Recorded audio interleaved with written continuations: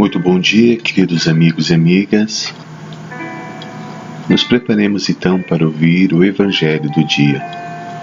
Hoje, dia 18 de fevereiro de 2020, o Evangelho de São Marcos, capítulo 8, versículo 14 a 21.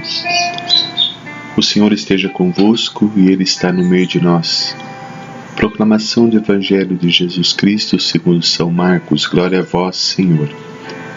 Naquele tempo, os discípulos tinham se esquecido de levar pães. Tinham consigo na barca apenas um pão. Então Jesus os advertiu: prestai atenção e tomai cuidado com o fermento dos fariseus e com o fermento de Herodes.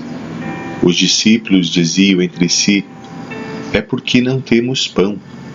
Mas Jesus percebeu e perguntou-lhes: por que discutis sobre a falta de pão? Ainda não entendeis e nem compreendeis? Vós tendes o coração endurecido. Tende olhos, não vedes, e tendo ouvidos, não ouvis? Não vos lembrais de quando reparti 5 pães para 5.000 pessoas? Quantos cestos vós recolhestes cheios de pedaços? Eles responderam: 12. Jesus perguntou: e quando reparti 7 pães com 4.000 pessoas, quantos cestos vós recolhestes cheios de pedaços? Eles responderam: 7. Jesus disse: e ainda não compreendeis? Palavra da salvação, glória a vós, Senhor. Refletindo o Evangelho de hoje. Os rabinos usavam a metáfora da levedura ou o do fermento em um mau sentido. O Senhor, conhecedor da lei e das explicações que costumavam dar os especialistas, emprega nesta circunstância com os seus discípulos. A levedura é um agente de corrupção pela fermentação que produz.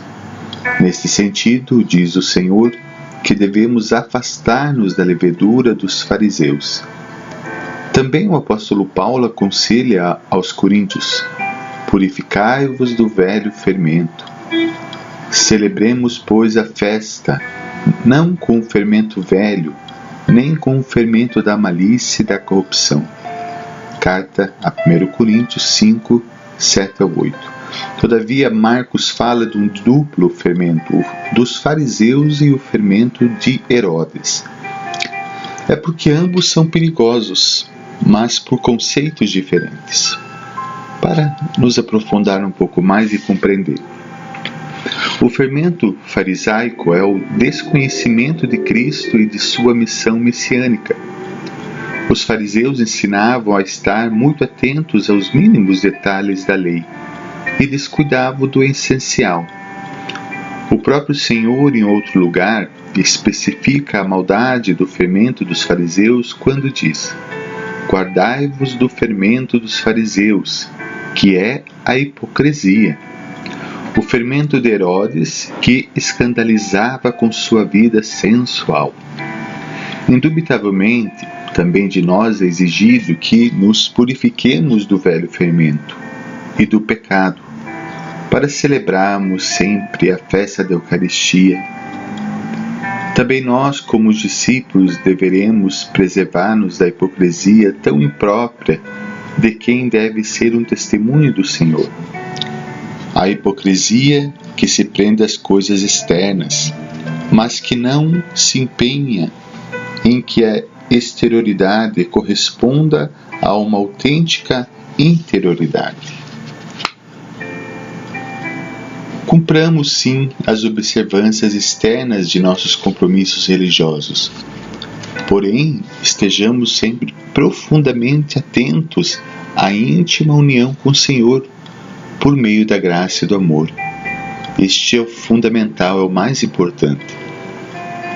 Jesus ainda lhes fala, metaforicamente, do fermento, e os discípulos entendem materialmente como o fermento do pão.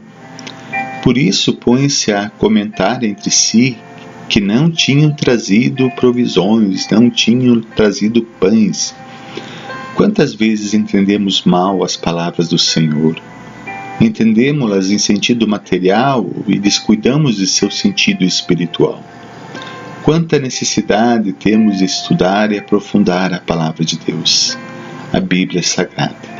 Sim, meus amigos e amigas, a Sagrada Escritura precisa ser lida de forma apaixonada, cuidadosa, com respeito. Ler, meditar, reler, estudar, sim. O Senhor censurou os discípulos à má interpretação de sua admoestação e esclarece-lhes que não fala do pão material. Porventura, não fez ele 2 milagres, multiplicando o pão para dar-lhes de comer quando necessitavam dele? Não se preocupem agora tão pouco.